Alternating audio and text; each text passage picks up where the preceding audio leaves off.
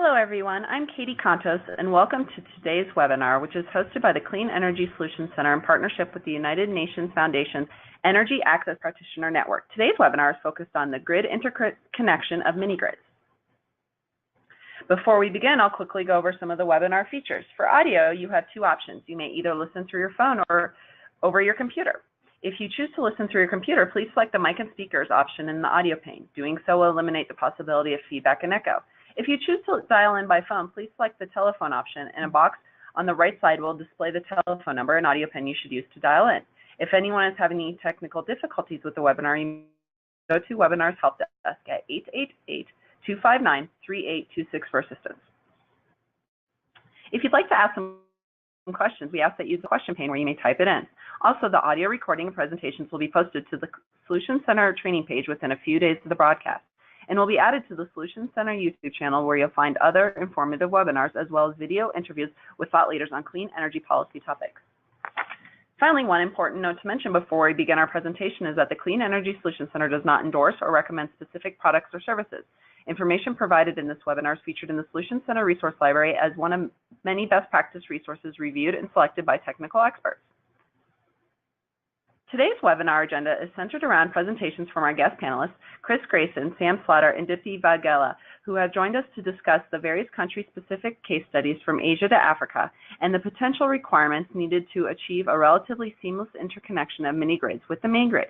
Before we jump into the presentations, I'll provide a quick overview of the Clean Energy Solutions Center, and Ruchi Soni from the United Nations Foundation will provide a quick overview of the Energy Access Practitioner Network. Then following the panelist presentation, we'll have a question and answer session where the panelists will address questions submitted by the audience. At the end of the webinar, you'll be automatically prompted to fill out a brief survey as well, so thank you in advance for taking the time to respond. The Solutions Center was launched under 2011 under the Clean Energy Ministerial. The Clean Energy Ministerial is a high-level global forum to promote policies and programs that advance clean energy technology, to share lessons learned and best practices, and to encourage the transition to a global clean energy economy. 24 countries in the European Commission are members, contributing 90% of clean energy investment and responsibility for 75% of global greenhouse gas emissions. This webinar is provided by the Clean Energy Solutions Center, which focuses on helping government policymakers design and adopt policies and programs that support the deployment of clean energy technologies. This is accomplished through the support in crafting and implementing policies related to energy access, no-cost expert policy assistance, and peer-to-peer learning and training tools such as this webinar. The Clean Energy Solutions Center is co-sponsored by the governments of Australia, Sweden, and the United States with in-kind support from the government of Chile. The Solutions Center provides several clean energy programs and services, including a team of over 60 global experts that can provide remote and in-person technical assistance to government and government-supported institutions, no-cost virtual webinar trainings on a variety of clean energy topics, partner building with development agencies and regional and global organizations to deliver support, and an online library containing over 5,500 clean energy policy-related publications, tools, videos, and other resources. Our primary audience is made up of energy policymakers and analysts from governments and technical organizations in all countries, but we also strive to engage with private sector, NGOs, and civil society. The Solutions Center is an international initiative that works with more than 35 international partners across its suite of different programs. Several of the partners are listed above and include research organizations like IRENA and IEA, and programs like SC for All, the regional focus entities such as ECOWAS Center for Renewable Energy and Energy Efficiency. A marquee feature of the Solutions Center provides is a no-cost expert policy assistance known as Ask an Expert. The Ask an Expert service matches policymakers with more than 60 global experts selected as authoritative leaders on specific clean energy finance and policy topics. For example, in the area of grid integration, we are very pleased to have Hugo Lucas, head of the Energy Department at Factor CO2, serving as one of our experts. If you have a need for policy assistance in grid integration or any other clean energy sector, we encourage you to use this valuable service. Again, this assistance is provided free of charge. If you have a question for our experts, please submit it through our simple online form at cleanenergysolutions.org/expert. We also invite you to spread the word about this service to those in your networks and organizations. Now, today's webinar is co-moderated by Ruchi Soni, who's a manager of energy access at the UN Foundation, where she oversees Energy Access Practitioner Network and the Foundation's involvement in mini-grid partnerships. And now I'd like to provide a brief introduction for today's panelists. First up is Chris Greacen, who's a consultant with World Bank SMAP Global Facility in Mini-Grids, where he works on policies and hands-on implementation of renewable energy projects from village to the national level. He's helping the government of Myanmar develop and implement the off-grid component of its national electrification program and develop a regulatory framework for mini-grids and small power production. Following Chris, we'll hear from Sam Slaughter, who is the co-founder and CEO of PowerGen Renewable Energy, a microgrid builder, developer, and operator based in Kenya and Tanzania. Over the past 7 years, PowerGen has installed several hundred renewable power systems throughout 7 East African countries, including over 50 microgrids.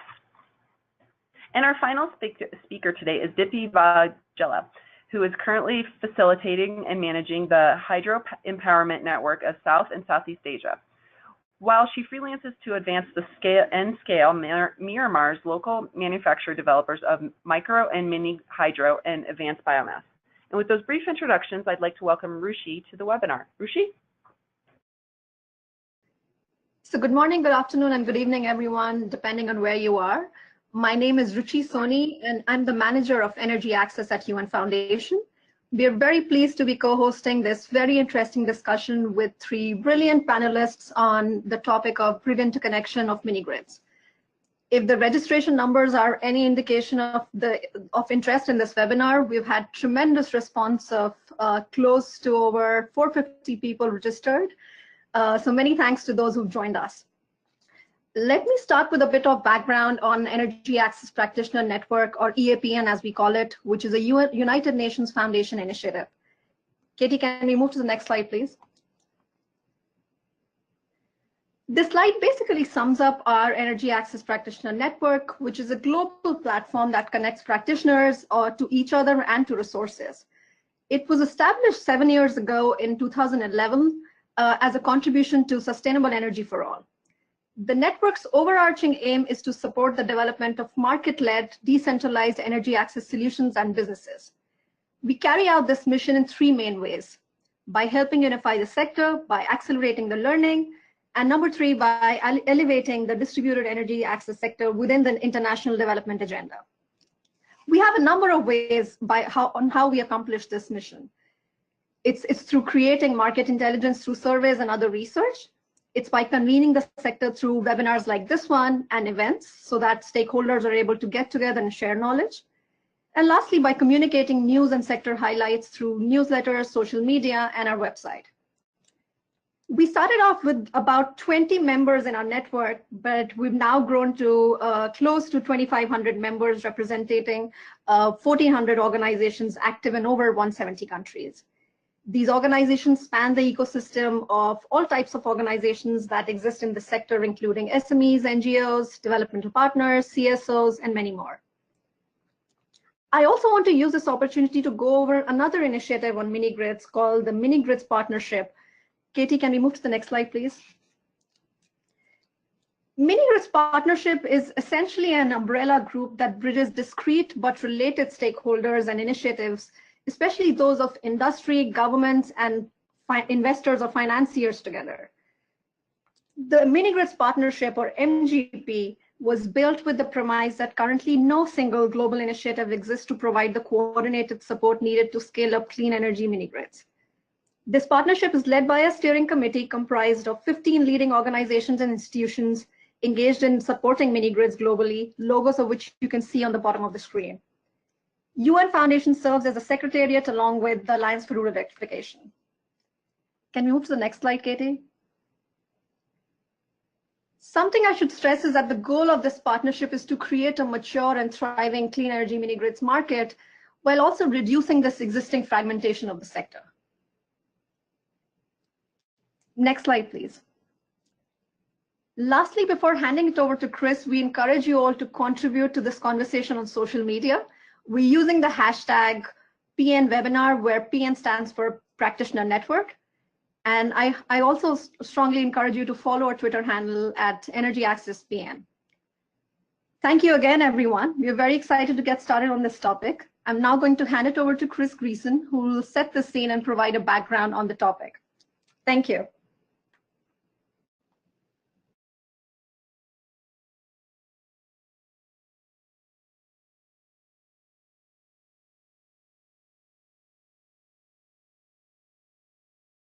Hi, Chris. This is Katie.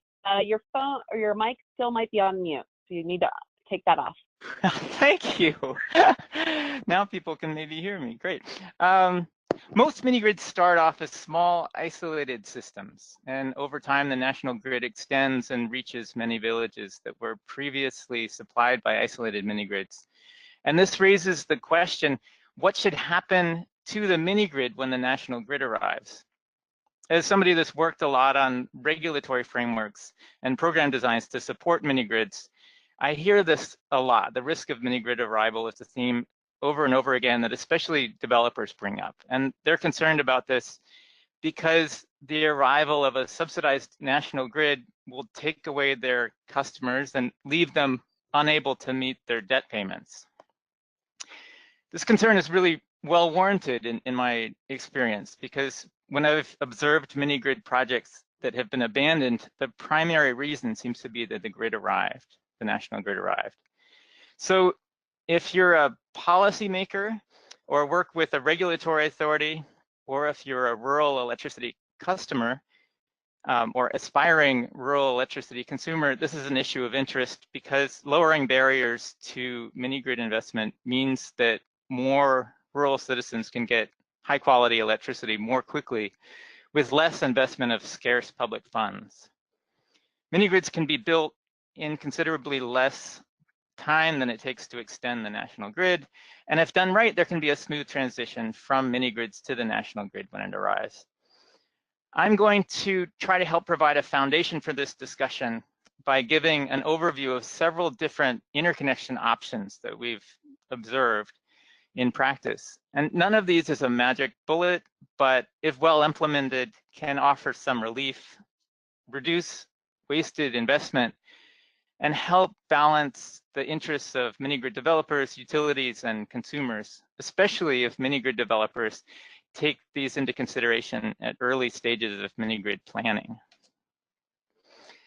So we've observed 6 different possibilities for mini-grids when the main grid arrives. One is conversion to become a small power distributor, or SPD. Another is conversion to be a small power producer, or SPP, and I'll get into these in more detail in a moment. A combination of the two, SPD and SPP. Continuing to operate as separate systems in the same village. Buyout of assets by the national utility.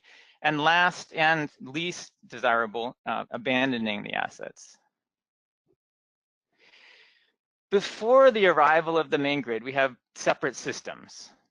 There's the main grid powered by centralized power plants, and an isolated mini-grid with its own power source supplying customers over a localized distribution system.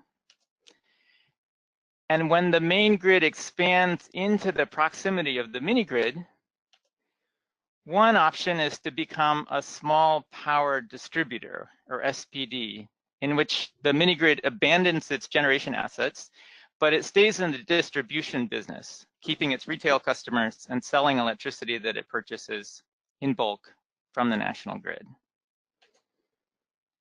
Cambodia is the biggest example that we've seen of this. In Cambodia, as the main grid expanded and reached mini-grid areas, 250 mini-grids became SPDs. They abandoned their generally diesel generators and purchased electricity for lower costs than they could generate themselves from the national utility for resale to their old customers.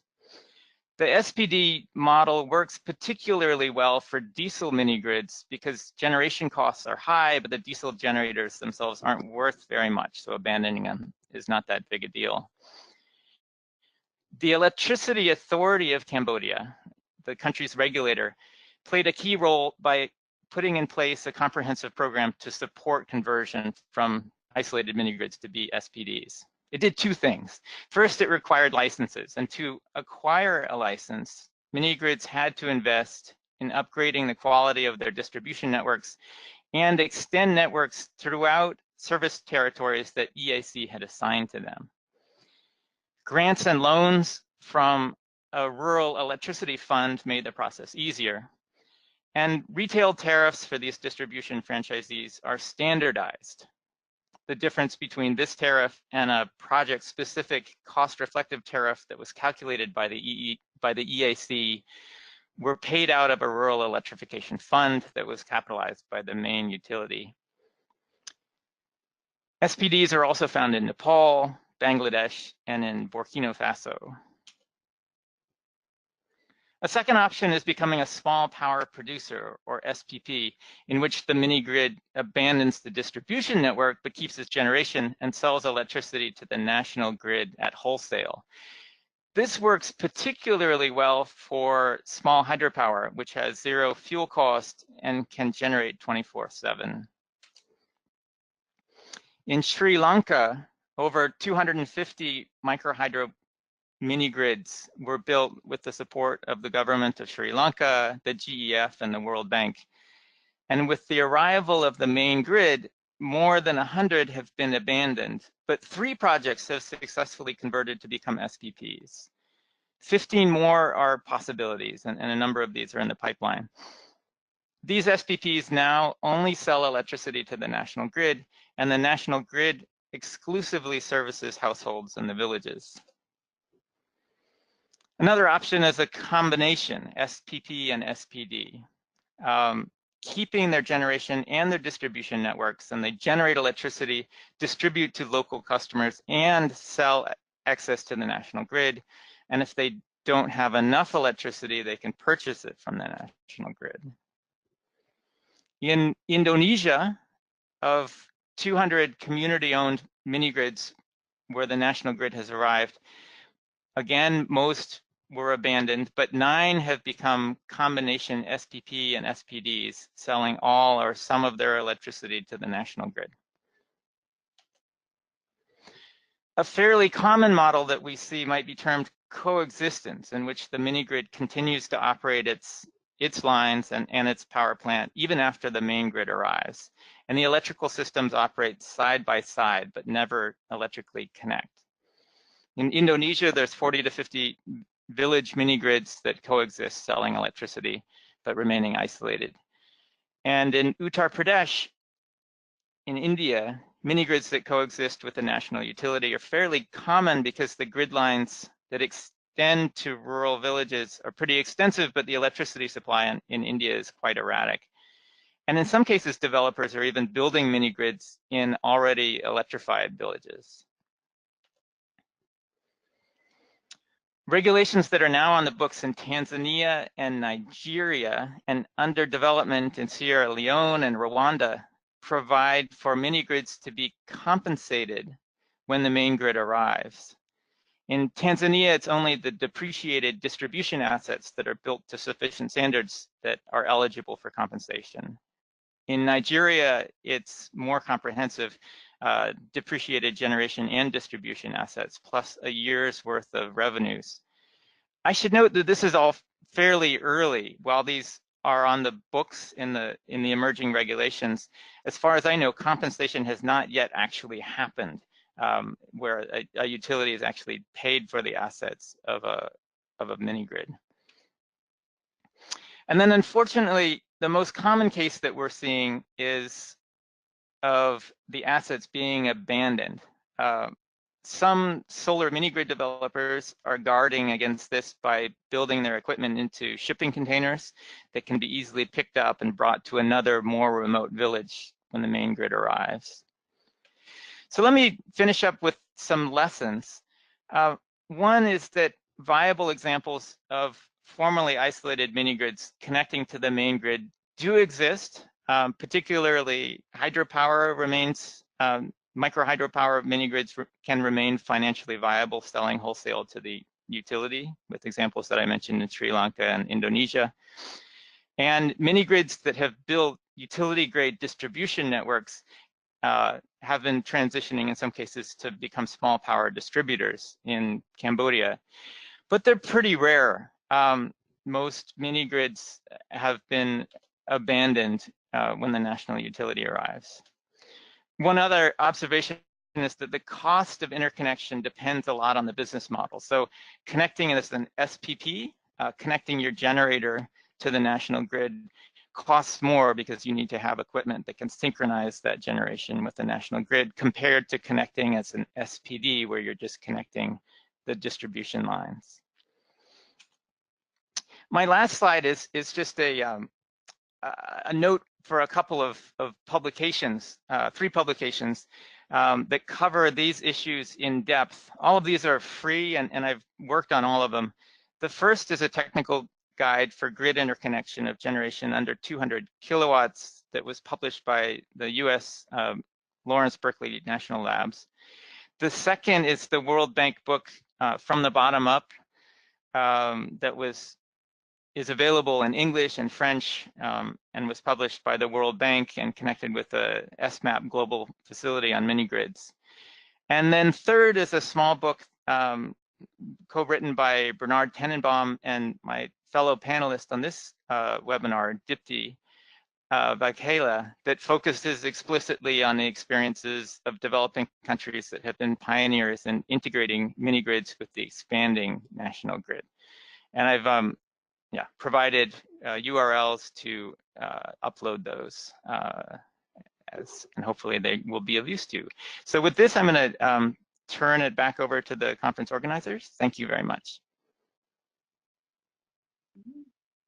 Thanks so much.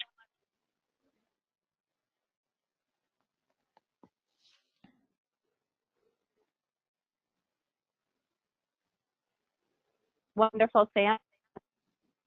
You might be still on mute. Oh, perfect. Hi, everybody. It's quite intimidating to be a sandwich between Dipti and Chris, who literally wrote the book on this, but I'll do the best I can. The context that I'm coming from with PowerGen is as a Africa-focused mini-grid developer, and as Chris's presentation very clearly pointed out, most of the successes in this area so far have taken place in Southeast Asia. So there's still a lot of progress to be made in Africa, and we're very early on. Some quick background on PowerGen. We've been around for about 7 or 8 years, and we build mini grids in East Africa, but are becoming more familiar with the climate for mini grid development in other regions of Africa as well. I'd like to start off with some conceptual ideas around why this is even an important conversation, and why interconnected mini grids are a really important driver of the future grid we all want to build in Africa and developing markets in general. We hear these terms a lot, but the future grid seems to be evolving quite quickly. We're moving from a monodirectional to a multi-directional network, from centralized to decentralized, from analog to digital, from carbon to decarbonized, and it's becoming much more consumer-centric. You hear people talk about the 3 Ds sometimes, those 3 Ds in the middle: decentralized, digital, decarbonized. And these are driven largely by some of these technologies you see on the bottom. And again, these are things that we're constantly inundated with in the news, so I'm sure are not coming as a surprise to anyone. The key for us in Africa is to make sure that we build this future grid now as we solve the energy access problem. We don't want to connect everyone to a power grid, the power grid of 1980. We want to build the grid of 2050. And it looks more and more like mini grids and microgrids are the future building block of this utility. Here on slide 5, you see just a small smattering. It takes about 10 minutes to find a plethora of headlines that refer to this fact. And it's very likely, and the term mini grid can mean a lot of things, but it seems quite likely that the future grid will be a network of interconnected mini grids that are trading power with each other and that embed storage, consumption, and generation nodes within them. So how can we apply this concept to Africa? Well, in Africa, we essentially have a situation where main grids in many countries don't extend beyond core areas, and we have peripheral communities that don't have energy access yet. By building autonomous microgrids in those unaddressed areas, or grid-connected microgrids in those areas with the future smart grid components like smart metering, embedded generation, embedded storage, and embedded clean generation, we essentially can start building the grid of the future in Africa from the grid edge inwards. If we do this right, we can converge on where the global grid is going and not where it is now. And this needs to be our objective here. If we don't achieve the grid of the future in Africa now, as we connect the 500 million people who don't yet have power, what we'll have to do is spend billions more in the decades ahead retrofitting everything once we've completed the job. So it's very important that we focus on convergence. On slide 9, it's a little bit chaotic, and I apologize for this, but this gives a basic overview of how a modern smart mini grid looks. We have smart metering embedded. We have generally solar-based generation, often with storage and diesel backups, cloud-based energy monitoring and customer management. And importantly, on the bottom here, seeing the ability for this grid to interconnect seamlessly with the main grid. So what are the big challenges to overcome? Essentially, there are 3 categories: technical, legal, and commercial. In general, technical is not a big issue, as long as grids are being built that are AC and are up to grid standards, which increasingly is the way that mini grid developers in Africa are approaching this. And I'm speaking also somewhat on behalf of the African Mini Grid Developers Association, and for sure within AMDA, it's a very important tenet of ours that grids must be technically grid integrable. And so there aren't huge issues here with grid integration from a technical standpoint, but legally and commercially, there's still a lot of questions. From a legal standpoint, there's not yet clear guidelines for even if there's even a right to operate an SPD, like Chris referred to. Sometimes countries can make it relatively straightforward to build an off-grid mini grid, but then the frameworks for what happens when the grid comes, can you still sell power, are murky. The legal right to set tariffs at a level that's cost reflective is often unclear or non-existent. The protection from being built over by the main grid is often non-existent, and it's often not clear whether there is a right to buy and sell power from the main grid. So these are all issues that must be resolved from a legal standpoint, and people like Chris have been doing a great job in the countries he mentioned, Tanzania, Nigeria, and others, starting to make progress in various African countries to set the good precedents around these legal frameworks.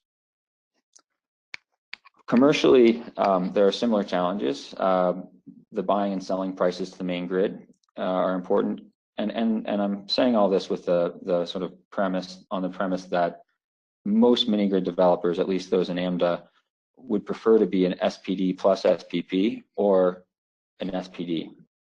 Continuing to operate the distribution network tends to be a high priority for African mini grid developers.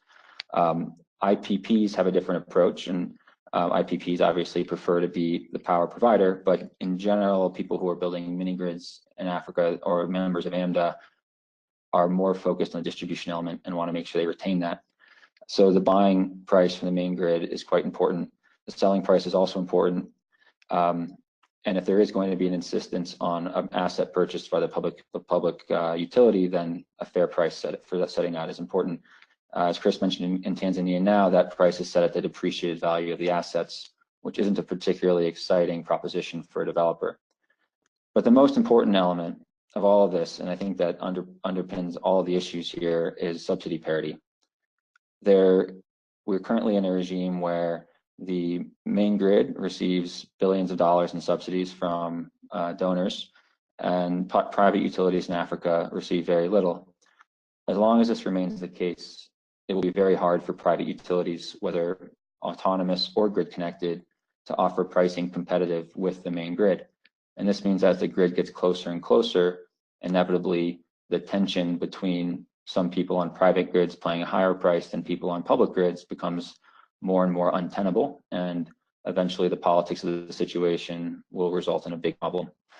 So we can talk a lot about details around policy and commercial agreements, but really if we don't fix the subsidy parity issue, we're going to have a fundamental problem.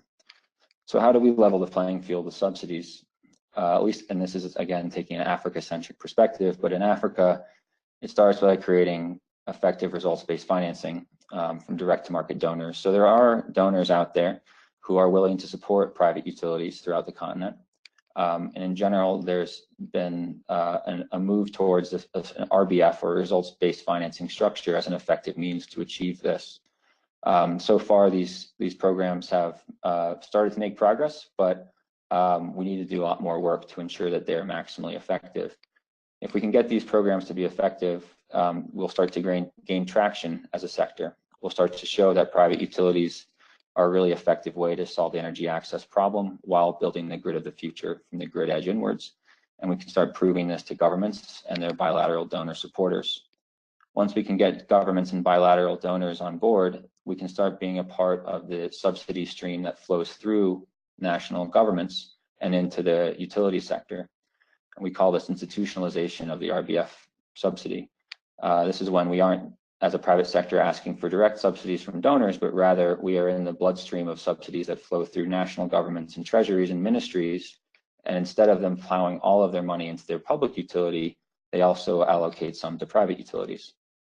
And finally, once all this is solved, there's still this problem of an OPEX subsidy, which is that in almost every African country, there is a utility that owns the best and biggest urban load centers. And in general, all utilities cross-subsidize their rural consumers with surplus profits from their urban consumers. And to really solve this problem and allow for a socially equal tariff amongst rural and urban consumers, we must find a way to spread urban tariff surpluses to the rural poor in order to buy down their tariffs long term. So there's a lot that needs to be done in order to get this playing field level. To wrap up, private mini grids, grid connected and otherwise, are an excellent tool to solve the challenge of energy access while building a future grid. Compared to the main grid, we have typically 3 advantages. 1, we can deploy our infrastructure for cheaper.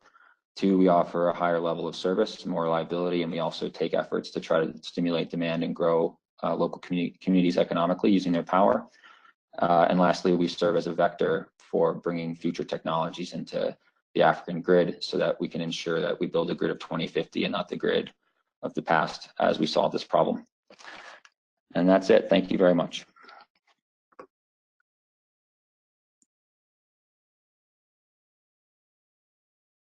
Wonderful. Thank you so much. Our next presenter today is Dipti.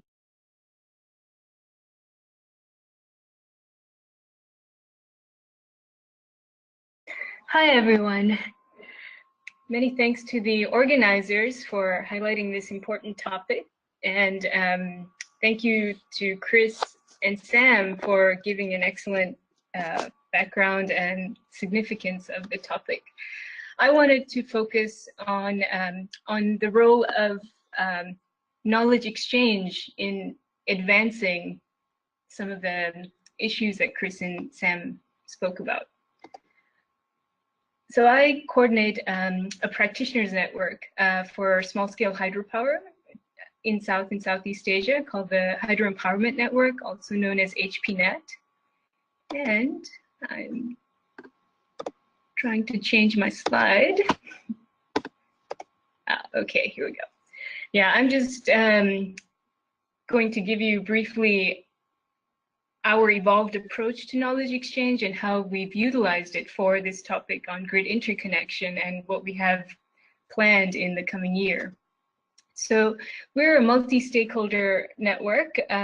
While we focus on the needs of local practitioners, we use the network platform to build a coalition of various stakeholders working on topics that are important for local practitioners. And this is now across 14 countries of South and Southeast Asia. And we have a framework where we have thematic working groups and that are applied within country contexts. So one of our earliest working group has been the Grid Interconnection group. And we use a 4-step approach to knowledge exchange. First, we end up collating all the information that's available, especially for our sector. Various things are not online, are not in one place. So we work with our members to bring this to one place on our online library. Then we also fill in the gaps of what is missing from the ground. And we use information collected to design in-person gatherings, more often practice to policy exchanges and trainings and field visits. And then we do post-event advocacy for these certain thematic solutions. So in fact, our work on grid interconnection has led to this approach. And so in 2015, we started out, many thanks to inspiration from Chris and others who had really highlighted this as a topic for sustainability of small-scale hydropower, we ended up collating knowledge from our members in the region, and there weren't at that time lists of which projects were interconnected, etc. And there were also not one place where we could know who were the experts in this field, who had made it happen in countries like Indonesia and Sri Lanka. So we were able to identify the diverse stakeholders and decision makers. Finally, we also looked at what challenges and opportunities were there. So we, for instance, realized that there was very little awareness of what were the cost benefits. Some country contexts thought that the technology was just unattainable. And then there are also opportunities where we see the main grid has reliability issues, and what Sam described as, there's a clear benefit for interconnecting mini grids. These are opportunities, but are not made aware among local decision makers. So in 2016, using the baseline information that we collected, we organized an exchange in Sri Lanka where projects have been interconnected at the low voltage level. We had, this was a 5-day event where we had various discussions, panels of the people from 8 countries that are working on this, including utility actors, government, developers, and then we visited sites on the ground. Yeah, a lot of momentum came out of this, and we followed up with some advocacy work. There was a webinar last year, various discussions and other advocacy knowledge products. But what has really been an example of the possibility to make this happen has been in Nepal, where the right persons were brought to the Sri Lanka event, the right top-level decision makers, and because they were able to see projects in person and also have time at length, those 4 or 5 days, to hash out what had been stalled. In Nepal, there was a policy that had been developed, but it wasn't operationalized. The language was ambiguous. So after these set of 4 or 5 stakeholders attended the Sri Lanka multi-country exchange, they went back to Nepal and within a few months organized their own exchange. And they had this resolve to really make it happen. So they went through the follow-through of addressing the utilities' concerns on safety and other technical requirements, and documented this, and finally made a grid code and a policy happen. And since last year, they've been on a roll, interconnecting project after project. So the first one was done in late 2017, and since then, 2 others have been done. 4 more are in the very near-term pipeline.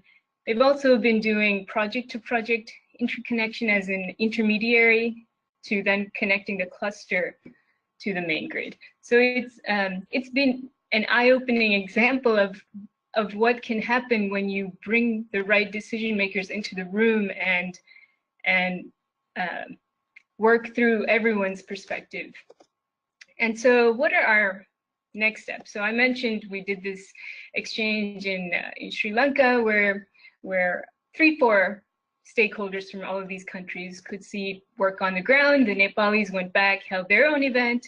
And what we really want to do now, we see that just as Nepal had this in-country momentum built, we need to do the same in the various other countries that have expressed a need for this.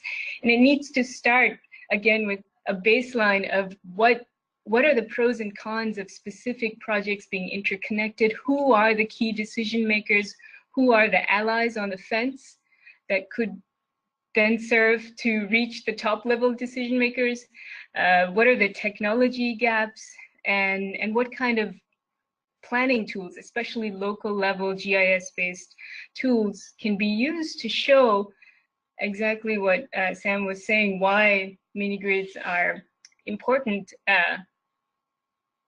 to make the main grid more reliable. So yeah, I will be sharing some links to the resources, and I'd like to thank our Nepali and Sri Lankan friends for some information. You can find out more about our network here. Thank you. Wonderful. Thank you so much. We will now be going back to Ruchi, where she'll be moderating a Q&A discussion with our panelists. Thank you, Katie, and thank you everyone for your great presentation. I'm going to use my moderator privileges and pose the first set of questions to all the panelists. Chris, I know you mentioned that there is no magic bullet here, but I was wondering if you, Sam and Dipti, can speak to what could both the mini-grid developers as well as utilities do to lower the risks of accompanying the arrival of a national grid?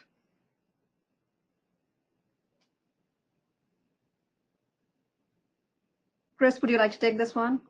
Sure, I'll take a stab at it, and then Sam and Dipti can add more if they have ideas. Well, I think Sam touched on the point. Developers can work towards this end by thinking about ultimately grid connection in the process of developing their mini grids from the beginning. So technical designs that have distribution networks that are grid ready, that are built to standards that a utility will be happy to allow to interconnect as a distribution system if the developer is looking at SPD as a possible kind of post-arrival model, or choosing equipment, especially on the small hydro side, that has the ability to interconnect in a more, it doesn't take a whole lot of incremental investment to interconnect. I think Sam also mentioned that developers and others can really push to have regulatory and policy frameworks in place that support this. As Sam mentioned, the technical issues are not really paramount. It's more policy and regulatory challenges. And advocates that are private developers, advocates that are NGOs and citizens groups that are trying to improve energy access can all work to help spread stories of successes and best practices in regulation and policy, and help solve some of the issues that Sam nicely laid out: the lack of regulatory framework and the need for subsidy parity, so that the kinds of subsidies that national grids receive in doing rural electrification also apply to mini grids. Any other thoughts, Dipti and Sam? I might add that I think the developer community can do a better job of framing ourselves as allies with the government and the ministries of energy to helping them solve this problem, and not as adversaries somehow coming in and by our existence implying that somehow they aren't doing their jobs. They are doing their jobs. We need to give them another tool in their toolkit to solve their problems. I think right now most ministries think that their only real tool for solving electrification is their public utility, usually their monopoly utility. I think that we can do a better job as developers in showing them, yes, that's a very good tool that you have. Usually they have more scale. They often have sovereign backing, but there's also advantages to bringing private utilities into the mix. And how do we position ourselves to be on their side with the same goals as them, and become one more tool they have in their master planning for electrifying their countries? Right now, there's a very discordant approach where the private sector is running around trying to prove that we can be effective, but often not with sufficient integration with the government's own plans, and it creates an atmosphere where it's hard I mean, we're not connected on a planning and philosophical level, so obviously the physical interconnection of main grids is consistent with that, and is challenging to achieve at this point. That seems like a really good point. I also just touch on my experiences with utility culture. Is that utilities often have an expectation that they will own assets and that power flows from them to customers and money flows from customers to them, and framing this as not a competition, but an opportunity to work together to meet the common goals of energy access is really crucial and challenging, frankly. You know, there are some cultural gaps to overcome. Yeah, and just to add, I think there are 3 factors that government and utilities look at: cost, time, and reliability. And then among the social community sector, there's also the empowerment of a community-owned utility selling electricity, clean energy, and generating income from that is also very powerful. So one key thing that developers can do is to work with advocacy groups to find ways, as Chris just said, to convince these decision makers. And we've seen that one key way is to find their equivalent. So the Nepali utility actors were convinced because they heard the Sri Lankan utility head saying, this is a good thing. And if we were to have Myanmar and Malaysia utility actors, government actors here, the Nepalis saying, you know, this actually is good for our grid. That conversation is easier among their own versus having others tell them based on our experience. Thank you all. I think I completely agree on sort of reframing this conversation on making sure that the developer community is seen as an ally, as Sam and Chris, you were saying. I think I'll pause here and given the interest in the webinar, sort of, you know, hand it over to Katie to field the questions with the audience. Wonderful. Thank you so much for that interesting discussion. We've had a lot of great questions from the audience today. Just a reminder, you could submit your questions at any time during this question and answer session. And if we're not able to get to your question today or all the questions, we'll connect the questions with our panelists afterwards and they can reach out for those that we didn't get completed. Our first question, and I'm going to address an individual, but if anyone in the panel would like to jump in after that person addresses it, please feel free. This is an open discussion.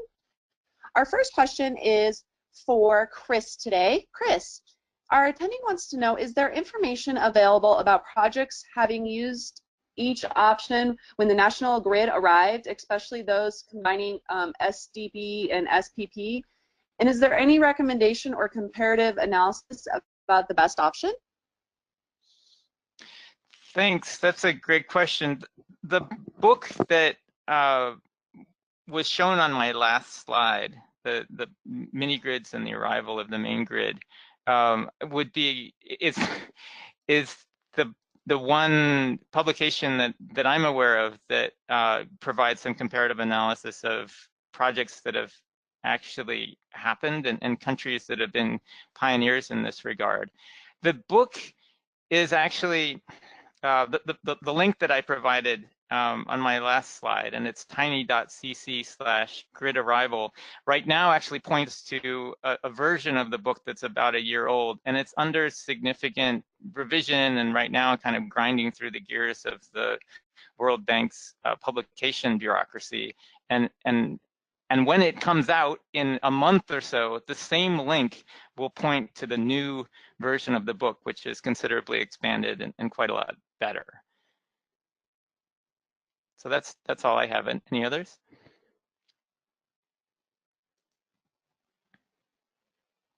Thank you, Chris. Okay, we'll go on to the next question if no one else wants to add to that. We'll start with Sam for this next question, but again, Chris and Dipti, feel free to jump in. Sam, this attendee is a work for an international donor, and besides the increased availability of the RBF, what do you all want to see donors do more of to support mini grids and the question of interconnection. What do you want to see these donors do less of? Thank you. That's a very good question. I think this might be an area where less might be more. We have right now, as was alluded to by Dipti and the work she's done in Southeast Asia, an issue of quite a bit of fragmentation, and we need to figure out how to bring some harmonization and consistency. The challenge for developers right now in Africa is that every country we go to is vastly different, not just in terms of regulation, which is understandable, but also in terms of financial support. Donors will launch a unique program in seemingly every country they go into, which means developers need to be prepared to react to totally bespoke situations in any market that they want to look at. And the structuring can be quite different. Our agenda as AMDA would be to try to harmonize some of this approach, preferably to the extent that we can with a more of a Pan-African approach.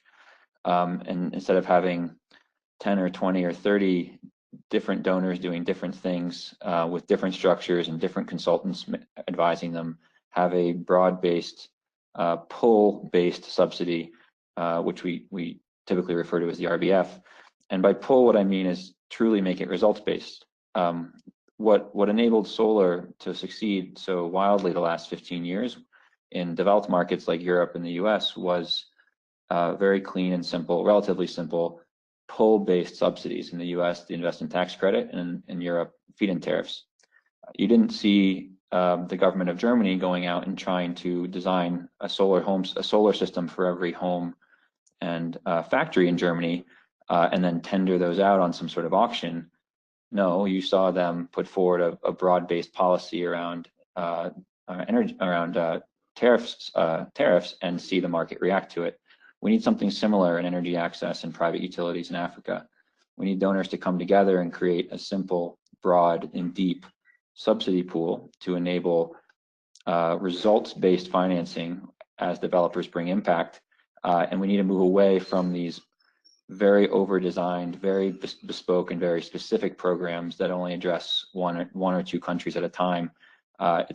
Those kind of programs can be useful for piloting, but we will never achieve scale with that level of precision and uniqueness being aspired to by such a fragmented universe of donors. Maybe I'll just add a bit to what Sam said and kind of touch on something that Dipti said too. One idea would be work to have regulatory frameworks or understanding about mini-grid regulatory issues be kind of a Pan-Africa arrangement where instead of different regulatory frameworks in each different country, if there's some possibility for donors to harness their ability to reach out to regulators across a number of countries to try to kind of coordinate some kind of agreed regional approach to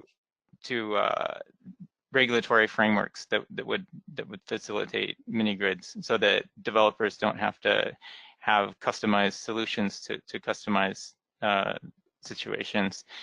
Another that Dipti alluded to was that in a lot of cases, getting utilities on board is essential, because ultimately we're connecting with the main grid, and utilities control this and have a variety of ways in which they can, even if the regulations are in place, they can slow things down to a crawl. And getting utilities on board through south utility exchanges, where the appropriate mid-level utility people that have expressed an interest in this topic have the opportunity to meet with counterparts in countries that have already pioneered these grid interconnection arrangements and are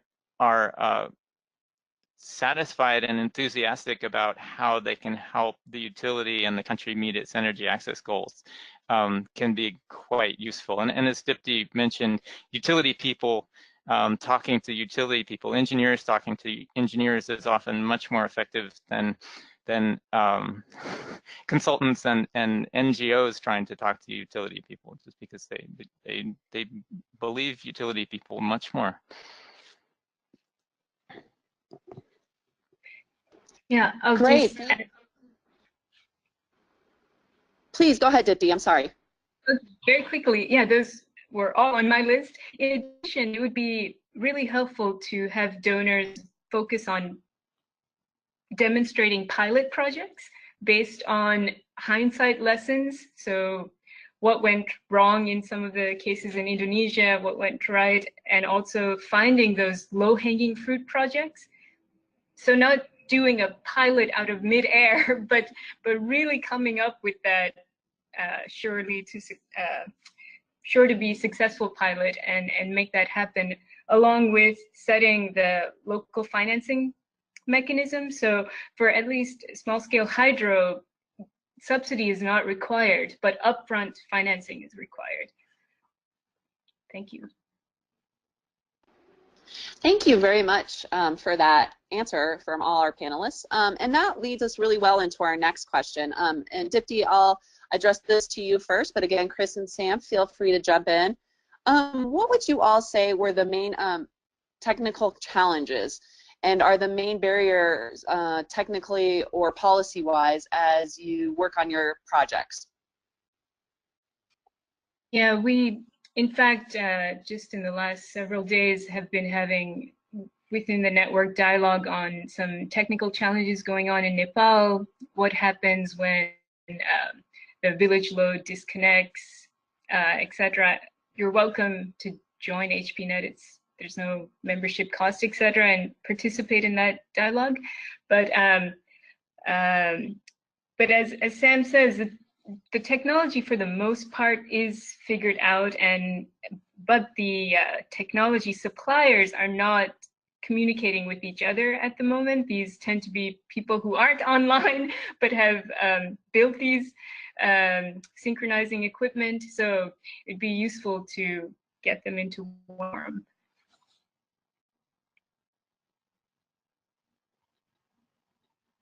Great, thank you so much. Our next question is, and why don't we start with Chris on this one? How do you start subsidizing when there's a strong private grid operators networks who wouldn't like to use their market, who wouldn't like to lose their market share? Oh, that's tough. I mean, I think Sam mentioned donors providing results-based financing, for example, lowering the CapEx cost through per customer connection subsidy. So, for example, every customer that a mini grid connects gets several $100s. That kind of subsidy can work out well, but that's addressing the CapEx side of things. In Cambodia, there is an OpEx subsidy where, in a sense, utility revenues that are really healthy from serving urban areas in Phnom Penh, for example, are distributed to these mini grid developers through a mechanism that looks at the actual cost of each mini grid and provides the gap between what the mini grid's actual cost is per serving each customer versus what a standardized tariff that each customer pays. So that's one mechanism that's been used in Cambodia. I have to say it requires a fair amount of regulatory oversight. There's detailed spreadsheets on literally hundreds of mini grids, and they're doing lots of detailed calculations. I think it's kind of still an open question on how to best do subsidies, and I'm not really a subsidy expert. Any thoughts, Sam? You've probably thought about this a lot.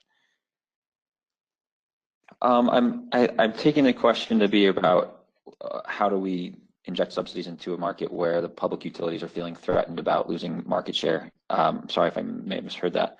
You probably heard it better than I did. I'll try to answer that.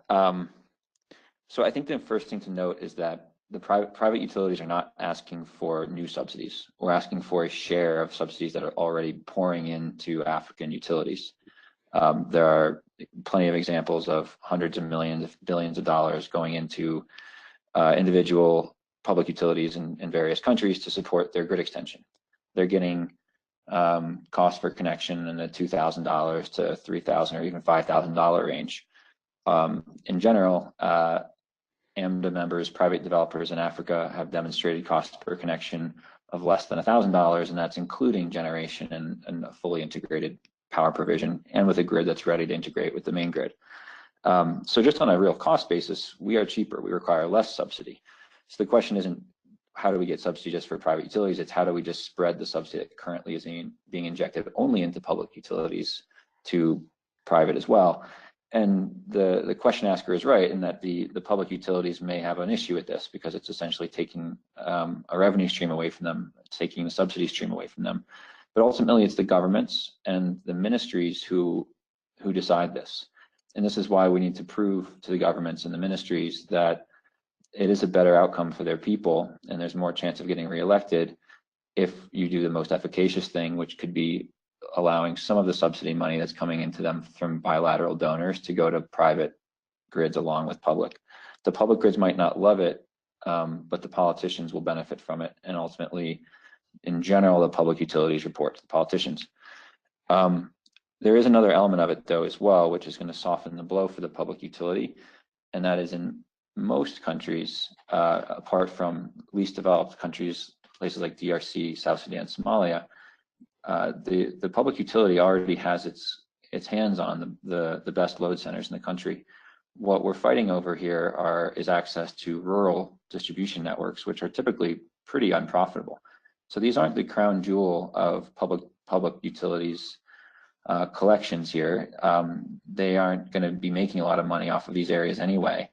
So I think once they get over the emotional barrier of maybe no longer being the sole monopolistic utility, I think that pretty quickly they'll realize that it's not actually in their interest to fight that hard for rural grids that aren't super profitable anyway. So I think a combination of those factors are what will enable this to happen despite some initial resistance from public utilities. Sam, I have a question for you that's related to this, and that is so the issue of subsidy money going to a private mini grid developer company is, the perception is we're using this public money and this going into the private hands. Do you have any thoughts about ways that the public interest can be somehow guaranteed so it's not looking like private companies are walking off with public money somehow? Yeah, it's a good question. And it's worth noting that in many of these countries, the quote unquote public utilities have been largely privatized anyway. So there are private investors who are benefiting from these public utilities. The Kenya Power, for instance, is floated on the stock market, et cetera. That said, I think the more robust answer to your question is, in general, developers in Africa that we associate with are not fixated on owning the underlying power lines. What we are interested in is being the power provision on top of those power lines and serving customers better and having the operating control to do things like integrate solar, integrate storage, use our own metering systems and billing systems, et cetera. If the public utility or if the government wants to own the underlying power lines, we don't have an objection to that. That's fine with us. And in fact, one of the things that we're moving towards is trying to sell off our underlying assets to off-balance sheet vehicles so that we can focus on being lean and operating the grids rather than having these assets on our balance sheet. So that's not an issue for us. The way that one implements that, though, is quite important. One way that we've seen this being attempted is where the government comes and builds distribution networks and then invites private companies to come and bid to provide the generation and the retail services on top of that. We are not a really big fan of that approach. The problem is it puts the government right in the middle of your energy access plan again. Sort of the whole point of getting private utilities going in Africa is to unleash the speed, the velocity of the private sector in solving this problem. If you put the public sector right back in the middle of that, you've kind of just right back where you started. You're only going to move as fast as your slowest actor. So we're not in favor of anything that requires the private sector to wait for the public sector to build assets, but we would be fine with a situation where after building assets, the private sector can sell those assets back to the public grid at some predetermined cost, as long as we maintain the ability to operate, because we think we can operate them and serve our customers better than the public utility in some cases. So hopefully that clarifies.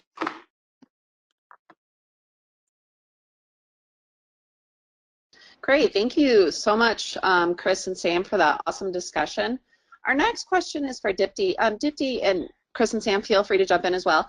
What are the main technologies used in mini grids, and are they mainly from renewable energy resources or through diesel generators?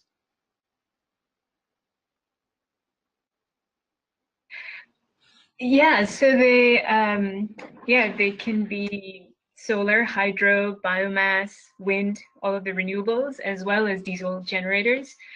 We did a webinar, which the link I'll include in my slides, that compared each of these cost-wise and other aspects such as local manufacturing, jobs, etc. So yeah, all of these can be used for mini grids, and it's very good that this question is asked, because most often in today's context, mini grids are synonymous to solar PV, when actually there are other options that might be more economically viable for some places. Thank you. I'll just add on to that a little bit. I would guess, I don't think that anybody has complete data on this, or if they do, I'd be curious to see it. You know, how many mini grids of different types actually exist on planet Earth? There was a survey done in Myanmar, for example, by the Myanmar government a few years back, and they concluded that there were about 13,000 diesel mini grids in the country, about 2,400 hydropower mini grids, 1,200 biomass mini grids, and 100 or so solar mini grids. So while you hear a lot about solar, and the price of solar panels recently coming down makes them really competitive vis-a-vis diesel, I think diesel's probably the mini grid technology that's mostly out there, but not the one that's generally being built, or especially not the one that's being built under programs that are supported by international donors and really have kind of a clean energy focus. Great, thank you. And this perfectly leads us into our next question. Our attendee is from Haiti, where they work for a solar provider, and they're curious about what technology can they incorporate into their installations to make them mini grid ready.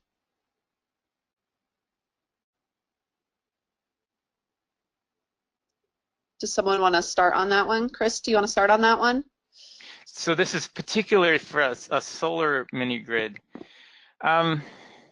Well, again, it kind of comes down to the future business model in mind. But if as Sam is mentioning, you know, SPD ultimately holding on to the distribution business is really the one that makes a lot of sense. And I think that it's the one that often makes sense for solar mini grids. Then building distribution networks that a utility would be comfortable connecting, that the Haiti utility would be comfortable connecting up with, ultimately makes a lot of sense. I would imagine in Haiti it's a situation too where the power might be intermittent sometimes. So I can imagine that the model might be developing a mini grid that get the electricity from the national grid when it is available and cheaper than the solar can be providing, but where the solar and storage provides backup when the main grid is not available, and when there's excess solar electricity, that the solar injects electricity into the national grid. Fortunately, when it comes to solar, many of the inverters that are part of solar grids inherently can connect to utility grid lines, so equipment by Outback and SMA and Schneider and so forth, generally has a synchronization functionality. Sam, this is your level, your expertise. To build on maybe a slight tangent, but I think, Chris, something you said sort of triggered this. So I think one thing we haven't discussed, I don't think quite directly yet, is we've talked a lot about the main grid coming to a mini grid, interconnecting with it. But I think there's actually a really, as you extend this idea further, there's a great opportunity to build mini grids which are grid connected from the beginning. And this is why a few times I've used the term private utility rather than mini grid company, because really what this is about is getting private utility actors moving in this sector, whether it's building an autonomous mini grid or a grid connected mini grid is less important. So if you take a country like Kenya, for example, most of the people who don't have a connection to the grid are very close to power lines. So what we don't need to do is build totally autonomous solar and battery bank mini grids. Hydro would be great, but hydro is harder to find sometimes and co-located with the need. What we could be doing in those contexts is building a distribution network, maybe adding a bit of storage to help reliability, and then interconnecting with the main grid right from the beginning and buying power from them and being an SPD right from the beginning. And so I think it would be useful for our sector to be a little careful about how narrow-minded we are about the term mini grid, and start thinking more generally that we can be SPDs right from the beginning of development, and we don't need to become SPDs by the grid coming to us, and that we could solve a lot of problems by doing this. Obviously, we run into all the same policy and financial challenges that we have when the grid comes to a mini grid in the first place as well. I think that's a really good point, Sam. Sorry, and your company is really kind of pioneering in this, but it's also somewhat of a new model. I mean, when we talk about mini grids in OECD countries, this idea of kind of grid connected from the beginning and providing reliability services is really core to the definition. But when we're talking about in developing countries, it's tended to be more about energy access for rural areas. But I think, as Sam mentions, there's a lot of these kind of peri-urban areas where there's, or even somewhat rural areas where the grid is there, but it's unreliable or it's nearby, and working on business models that address that interface makes a lot of sense. Sorry, Dipti, to interrupt you there. Oh, no. I just wanted to let Sam know that in Indonesia, the hydro sector is predominantly that. There are over 400 hydro mini grids that were grid connected from the start. And there's some good lessons to learn from that monopoly utility there and the government, and could be useful. That would be great to look at. And sort of a lot of the context in Africa is relatively smaller grids, where you maybe 100 or 200 connections, where you can't concurrently develop a megawatt scale IPP that can put a useful amount of energy back into the grid and create a useful revenue stream. And so it really becomes a very just one-way distribution heavy business model. And we've been trying to push this in some East African countries. And if you think about it from a utility perspective, it's not a terrible deal for them. The pitch to a utility is, we're going to help you sell more power from your existing network, so you're going to generate more revenue, 0 additional capex from you, and pretty much 0 additional OpEx, because we're going to run the grid. We're just helping you sell more power on the grid you already own. That's a pretty good deal, especially if you can offer them some political wins as well and play that game right. So I think what the resistance that we've been met with so far is that the only reason that these public grids want to actually connect these people who are near the grid but aren't connected is because they're getting $500 per connection on the back end, subsidized by donors through the government, that make it worth their while to do it. Without those subsidies, they wouldn't really care to do it. So again, it comes down to the subsidy parity issue. If the subsidies keep going plowed into the public utilities and not private, it's going to be very hard to justify our existence long term. I guess I would just add on, Sam, to another key question is, what's the price of the electricity that the SPD purchases from the main grid, and is that, you know, viable for you to have a business? Well, the So short answer is probably, well, it hasn't happened yet, so definitely not yet. But that will be a big issue, and then you run smack into the OPEX subsidy question, which is, can one run a rural-only grid without a load center and sell power at the same rate as the main utility, which has load centers? And the answer to that question is almost always no. And so we come into this problem of how do you redistribute urban surpluses to rural people, and that becomes another challenging topic.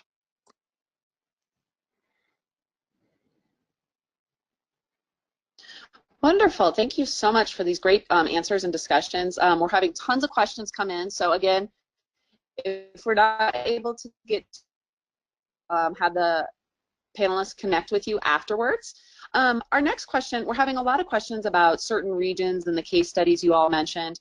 Dipti, our next question is about Nepal, and it is, sorry, I lost it here on all, we're having so many great questions. It's just great to go through all of them.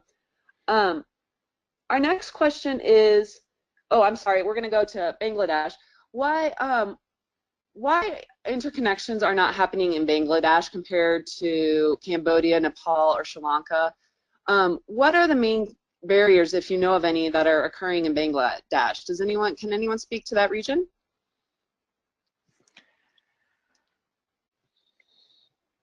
I could take a stab at it. I haven't worked in Bangladesh, so this is more kind of what I've picked up at conferences and so forth. Bangladesh has an extensive energy access program that's been very successful through solar home systems, a somewhat smaller mini grid program. And my understanding is that Bangladesh's mini grids in a lot of cases have been built in kind of delta island areas where there are not power lines, and so the interconnection hasn't yet really arisen as an issue. And these are also fairly new. They haven't been installed for a number of years. But I'm sure there's probably somebody listening that would have a much better answer than mine. Over. All right, well, great, thank you. And going back to Dipti on the Nepal, the question is, you know, you mentioned in your case studies about hydro. Is there, whether you're aware of any other case studies with renewable energy technologies such as wind or solar? In Nepal specifically? Yes, this is the, yeah, Nepal specifically. Yeah, there are solar and wind mini grids done by the same agency, but they are not interconnected. I'm sure they have some solar projects in the pipeline to solar mini grids to interconnect. This policy is not just for hydro that's been developed recently. It's for all mini grid technologies. I can share the contact for if you like specific info.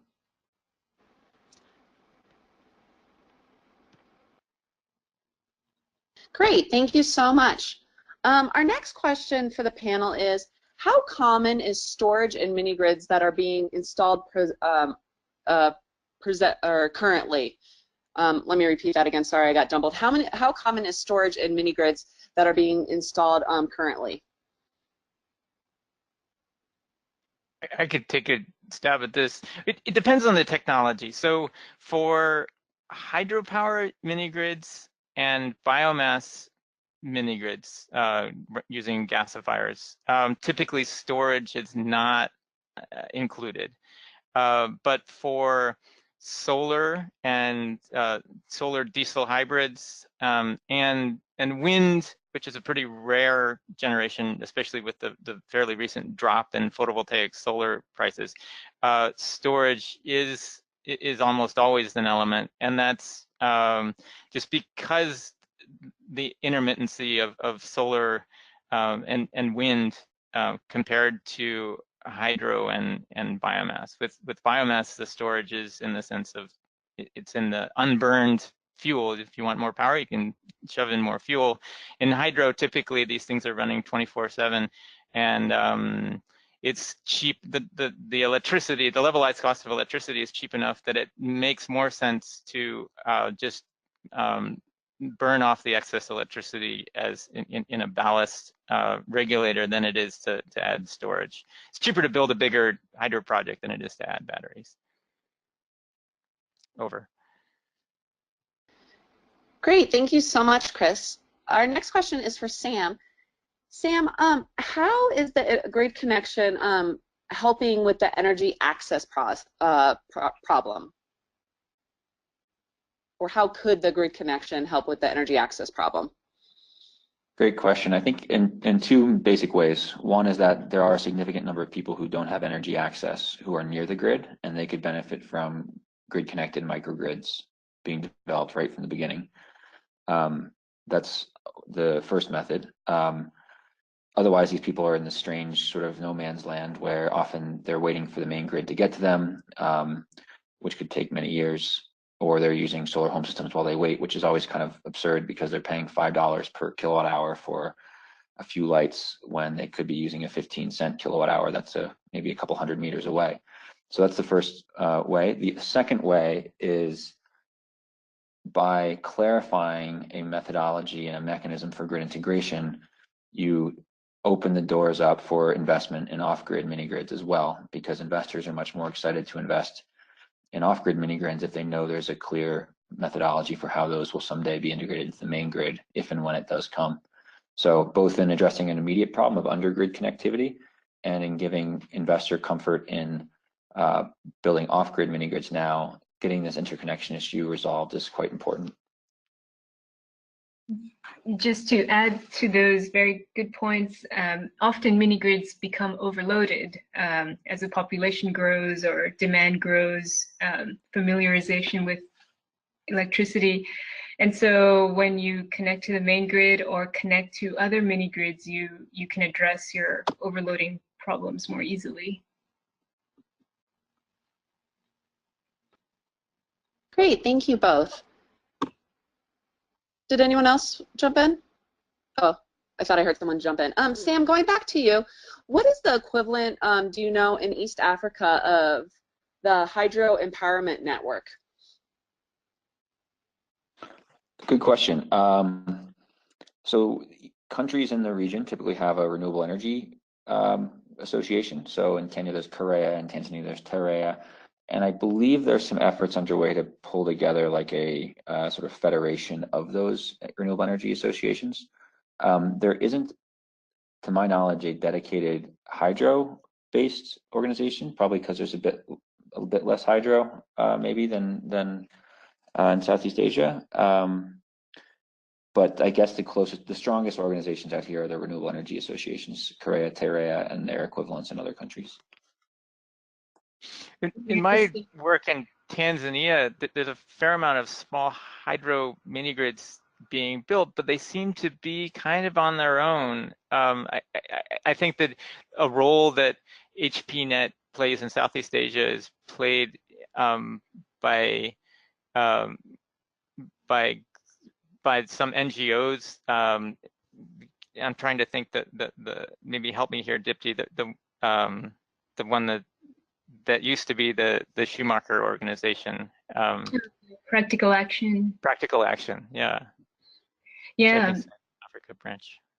Also, GIZ's work on hydro in Africa, there was an internal group, and also HPNet, we have an eager board member with lots of work in Africa that is encouraging us to consider a platform for African countries. So we have requests from Nigeria, Uganda, Tanzania, and other places. So yeah, definitely reach out if you have ideas on what you would like to see such a platform do.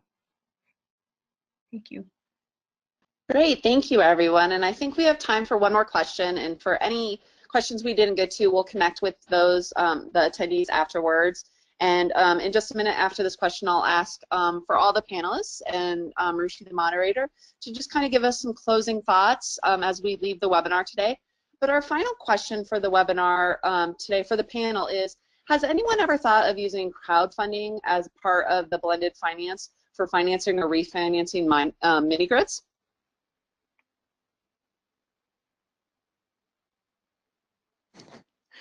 Sam? Yeah, we have. There are some platforms emerging out there that are trying to do just this and hold promise. And we've seen some initiatives in the US in particular where crowdsourced capital for usually utility tied projects has been quite successful. So this sort of thing is starting to percolate and happen, but the reality is even with that sort of capital available, there's still going to need to be a need for this leveling the playing field and subsidy reform. Okay, great. Thank you so much. So now I'd just like to go to each of the panelists just to give any closing remarks to today's webinar. Ruchi, I'll start with you. Thanks, Katie.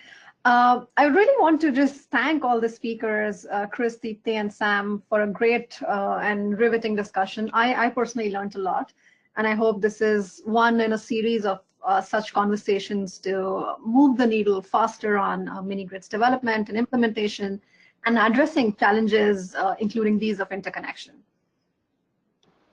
Thanks. Great, thank you so much. Chris, we'll go to you next. Do you have any closing remarks to leave us with today? Sure, thank you. I think this has been a fascinating discussion, and it's wonderful to see the really significant interest based on the number of attendees. My closing remarks are, we're in a fascinating situation where where there's a real proof of concept or an existence proof that there are now scores of mini grids that have connected, but there's orders of magnitude more mini grids that end up being abandoned when the main grid arrives. And so from the ones that have connected, we have some inkling of the recipes that's necessary to make a viable business. And as Sam mentioned, the technology is not necessarily the issue. The real challenges are regulatory in nature, having consistent frameworks. They're having arrangements and relationships with utilities that are conducive to interconnection and positive, and addressing subsidy parity. Great, thank you so much. Sam, would you like to have some closing remarks for today? Sure. At the risk of sounding a little repetitive, private utilities offer the ability to connect the 500 million people in Africa who don't have power with a solution that is not only the cheapest, but will ensure that Africa builds a future-proof distribution network throughout the continent. The expense is not that high, at under $1,000 per connection, full in-op capex, including generation. We're talking about a problem that if you spent $6 billion on it for 15 years, it's solved. I think our sector needs to have a much more aggressive approach to getting this solved in the next 15 to 20 years. It is solvable. In the grand scheme of things, the investment required is not that huge. And by doing it right, we will solve the problem not just for now, but for half a century or a century to come as we future-proof the infrastructure in Africa and through this method. So if we can get the funders to coordinate a bit more, get a more harmonized approach to subsidies and structural support for financing these assets, there's a clear plan in place to get that done. AMDA has published a white paper that outlines quite a bit of this vision, and also our suggestion for how to structure an effective RBF program is available online as well. There's a link to it in the presentation. Thank you, everybody, for attending. Great, thank you. And certainly, last but not least, Dipti, would you like to give us some final closing remarks for today's webinar? Yes, thank you. So I'd like to just remind everyone that within our community of practice, decisions get made at the country level with local or in-country stakeholders who often aren't fluent in English, not so analytical as we are in the West. And so it's really, I hope that such exchanges like this webinar and other knowledge products coming out are always translated, always simplified, so that our in-country stakeholders can understand, and that our community of practice really pushes the boundary, not just gain the knowledge and talk, but we really have to show that mini-grids are not an interim temporary solution, as many national plans perceive. They are a solid solution that deserve to be integrated to the main solution that's accepted right now. Thank you. Great, and thank you again. On behalf of the Clean Energy Solutions Center, I'd like to extend a thank you to all of our expert panelists. The presentations were so wonderful today, and especially to all our attendees for participating in today's webinar. We had such a great turnout, and again, for any question we didn't get to, we'll definitely follow up with you. We very much appreciate your time and hope in return there are some valuable insights that you can take back to your ministries, departments, or organizations. We also invite you to inform your colleagues and those in your networks about the Solution Center resources and services, including no-cost policy support through our Ask an Expert service. I invite you to check the Solution Center website if you'd like to view the slides and listen to the recording of today's presentation, as well as previously held webinars. Additionally, you'll find information on upcoming webinars and other training events. We are now posting the webinar recordings to the Clean Energy Solutions Center channel. Please allow about a week for this posting that will include the slides to be posted. Finally, I'd like to kindly ask you to take a moment to complete the short survey that will appear when we conclude the webinar. Please enjoy the rest of your day, and we hope to see you again at future Clean Energy Solutions Center events. This concludes our webinar.